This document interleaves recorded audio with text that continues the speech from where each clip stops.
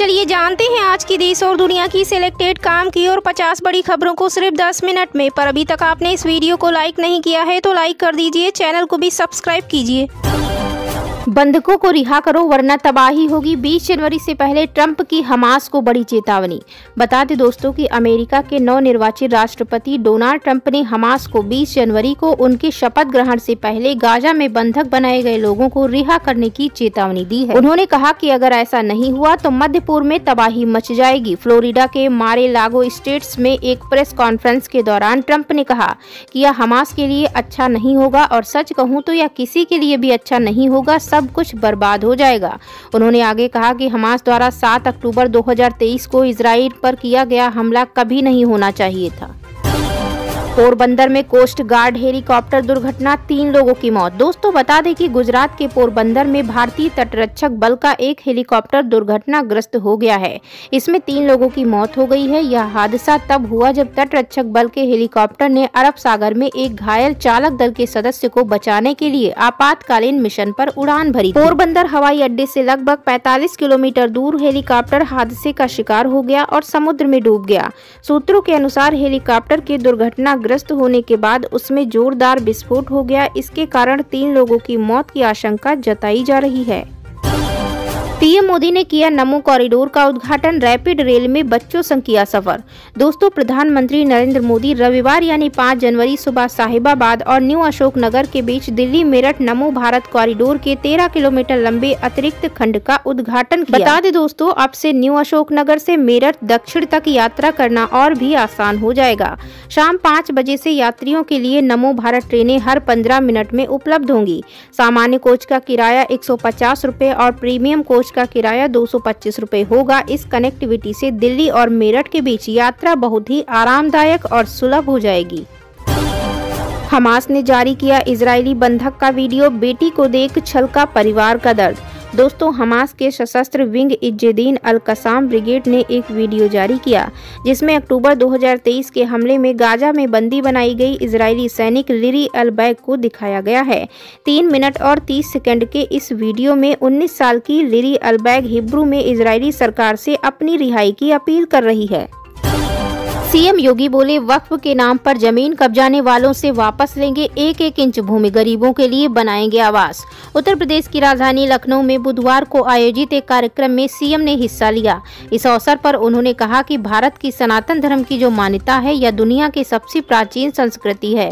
इसकी तुलना किसी मत, मजहब और संप्रदाय से नहीं हो सकती। सनातन की परंपरा आकाश से भी ऊंची है। साथ ही सीएम ने कहा कि यह समझना मुश्किल है कि वक्फ बोर्ड है या भू माफियाओं का बोर्ड। हमारी सरकार ने वक्फ अधिनियम में संशोधन किया है। 1-1 इंच जमीन की जांच करवा रही है। जिन लोगों ने वक्फ के नाम पर जमीन कब्जाई है उनसे जमीन वापस ली जाएगी। गरीबों के लिए आवास, शिक्षण संस्थान और अस्पताल बनाए जाएंगे। भूकंप से तिब्बत में तबाही, 95 लोगों की मौत, 130 घायल। नेपाल हिला, भारत में भी असर। दोस्तों तिब्बत और नेपाल में मंगलवार का सूरज भूकंप के झटकों के साथ निकला। भारत और बांग्लादेश के कई हिस्सों में भी भूकंप के झटके महसूस किए गए जिनका केंद्र तिब्बत था जहां 7.1 तीव्रता का शक्तिशाली भूकंप आया। चीन के बयान में कहा गया कि नेपाल सीमा के पास तिब्बत क्षेत्र में आए शक्तिशाली भूकंप में अब तक 95 लोगों की मौत हो गई है जबकि 130 घायल। बता दें भूकंप सुबह करीब 6:52 पर आया। नेपाल के काठमांडू, ढादिंग, सिंधुपाल चौक, कावरे, मकवानपुर और कई अन्य जिलों में भूकंप के झटके महसूस किए गए। वहीं उत्तर भारत के भी कई शहरों में भूकंप के झटके महसूस किए गए। हालांकि भारत से अभी किसी हताहत की खबर नहीं है। भारत फ्रांस के बीच 2 बड़े रक्षा समझौते अंतिम चरण में, पीएम मोदी फरवरी में जाएंगे पेरिस। दोस्तों भारत और फ्रांस के बीच 2 बड़े रक्षा समझौते अब अंतिम चरण में हैं जिनकी कुल कीमत $10 बिलियन से अधिक होने का अनुमान है। ये सौदे भारतीय रक्षा क्षेत्र में महत्वपूर्ण बदलाव ला सकते हैं जिनमें राफेल M लड़ाकू विमान और स्कॉर्पियन क्लास पनडुब्बियां शामिल हैं। इन सौदों को भारतीय कैबिनेट कमेटी ऑन सिक्योरिटी के पास अनुमोदन के लिए पेश किया जाएगा और वे अगले कुछ हफ्तों में मंजूरी के लिए तैयार होंगे। इन सौदों में पहला बड़ा सौदा 26 राफेल M लड़ाकू विमानों की खरीद का है जिनमें भारतीय नौसेना के विमान वाहक पोतों के लिए खरीदा जाएगा। राफेल विमानों को भारतीय वायुसेना ने पहले ही बड़े बेड़े में शामिल किया है और अब ये नौसेना के लिए महत्वपूर्ण होंगे। इन विमानों को भारतीय नौसेना के विमान वाहक पोतों जैसे INS विक्रमादित्य साहित्य और भविष्य के लिए INS विक्रांत के साथ जोड़ा जाएगा। यूपी की मिल्कीपुर सीट पर 5 फरवरी को वोटिंग, 8 को आएंगे नतीजे। दोस्तों, उत्तर प्रदेश की मिल्कीपुर विधानसभा सीट पर उपचुनाव की तारीख की घोषणा हो गई है। मुख्य चुनाव आयुक्त राजीव कुमार ने मंगलवार को प्रेस कॉन्फ्रेंस में बताया कि मिल्कीपुर में 5 फरवरी को चुनाव होंगे। नतीजों का ऐलान 8 फरवरी को होगा। 2022 के विधानसभा चुनाव में अयोध्या की मिल्कीपुर सीट पर समाजवादी पार्टी के टिकट पर अवधेश प्रसाद ने जीत दर्ज की। वहीं 2024 में हुए लोकसभा चुनाव के दौरान अवधेश प्रसाद फैजाबाद सीट से सांसद चुन लिए गए। अवधेश प्रसाद के सांसद चुने जाने के बाद से ये सीट रिक्त हो गई। 13 जून 2024 को अवधेश प्रसाद ने विधानसभा की सदस्यता से त्यागपत्र दिया था। 12 दिसंबर को उनके त्यागपत्र के 6 महीने पूरे हो गए थे। बीजेपी के लिए मिल्कीपुर सीट का उपचुनाव प्रतिष्ठा का सवाल बन चुका है। केंद्र की इस योजना को बंगाल में लागू नहीं करेगी ममता सरकार, शिवराज सिंह के साथ बैठक में गिनाए कारण।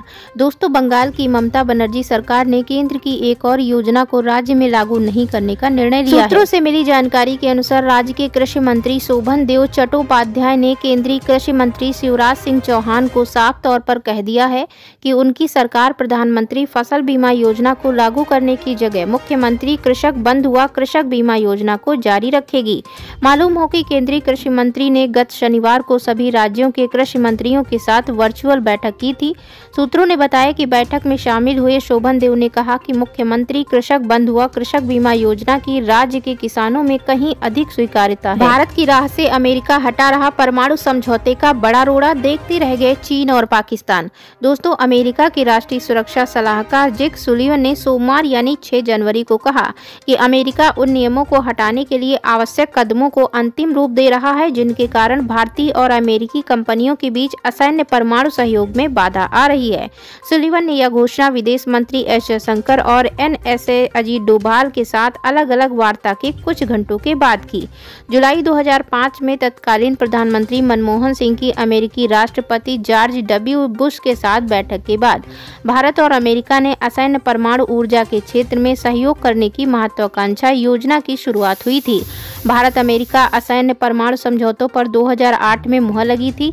इस ऐतिहासिक समझौते ने दोनों पक्षों के बीच संबंधों को बदल दिया और रणनीतिक साझेदारी का मार्ग प्रशस्त किया था, लेकिन असैन्य परमाणु ऊर्जा क्षेत्र में कोई ठोस प्रगति नहीं हुई। बिहार में बढ़ेगा ठंड का कहर, इन शहरों में और गिरेगा पारा, IMD ने जारी की चेतावनी। दोस्तों, बिहार में ठंड का कहर जारी है। कड़ाके की ठंड से लोगों का बुरा हाल होने वाला है। इस बीच मौसम विभाग ने आज यानी बुधवार को घने कोहरे को देखते हुए बिहार के कई जिलों में ऑरेंज और येलो अलर्ट जारी किया। वहीं पछुआ हवा 10 से 15 किलोमीटर प्रति घंटे की रफ्तार से चलेंगी, जिससे ठंड में और अधिक बढ़ोतरी होगी। मौसम विभाग के अनुसार पहाड़ों पर बर्फबारी और हवाओं की तेजी से मौसम गतिविधियों में बड़ा बदलाव देखने को मिल रहा। इसी के चलते आने वाले दिनों में ठंड का जोर रहेगा।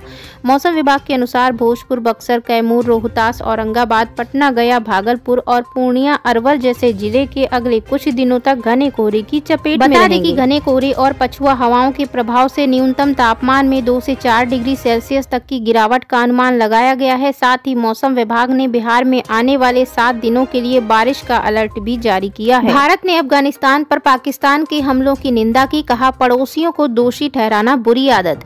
दोस्तों, 46 निर्दोष नागरिकों की मौत पाकिस्तान द्वारा अफगानिस्तान में किए गए हवाई हमलों में महिलाओं और बच्चों सहित 46 निर्दोष लोगों की मौत हुई है। तालिबान सरकार के अनुसार ये हमले पक्तिका प्रांत के बरमल जिले में हुए, जहां शरणार्थियों को निशाना बनाया गया। हमलों में 6 अन्य लोग घायल हुए। इस घटना ने अंतर्राष्ट्रीय समुदाय का ध्यान आकर्षित किया है। सोमवार को भारत ने इन हवाई हमलों की कड़ी निंदा करते हुए इसे पाकिस्तान की अपनी आंतरिक विफलताओं के लिए पड़ोसियों को दोषी ठहराने की पुरानी प्रथा बताया है। भारतीय विदेश मंत्रालय ने एक बयान में कहा, हमने महिलाओं और बच्चों सहित अफगान नागरिकों पर हवाई हमलों की मीडिया रिपोर्टों पर गौर किया है। निर्दोष नागरिकों पर किसी भी हमले की स्पष्ट रूप से निंदा की जानी चाहिए। पाकिस्तानी सेना के हमलों पर अफगान सरकार का विरोध। अफगानिस्तान के विदेश मंत्रालय ने इस घटना पर कड़ा विरोध दर्ज कराते हुए काबुल स्थित पाकिस्तानी दूत को तलब किया। अफगान सरकार ने अपने बयान में कहा कि जब पाकिस्तान का नागरिक प्रतिनिधि काबुल में वार्ता कर रहा था, उसी समय पाकिस्तान पाकिस्तानी सेना ने यह हमला किया।